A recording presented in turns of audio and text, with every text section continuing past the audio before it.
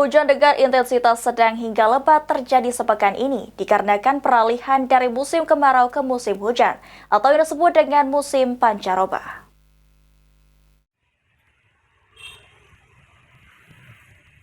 Hujan yang terjadi di Kota Palembang selama sepekan terjadi akibat peralihan musim dari musim kemarau ke musim hujan. Disampaikan oleh Kepala BMKG SMP 2 Palembang Siswanto, wilayah Sumatera Selatan saat ini sedang berada di musim peralihan atau pancaroba. Peralihan yang dimaksud dari musim kemarau ke musim hujan. Pada musim pancaroba, masyarakat akan dihadapkan pada beberapa peralihan cuaca. Seperti ketika siang hari, cuaca akan cukup terik, namun ketika menjelang sore hingga malam, akan terjadi hujan dengan intensitas dari ringan hingga lebat. Menurut Siswanto, wilayah Sumatera Selatan akan memasuki musim hujan pada dasarian bulan Oktober atau pada minggu kedua di bulan Oktober. Diprediksi musim hujan akan berlangsung hingga bulan November. Peralihan dari musim kemarau menuju musim penghujan.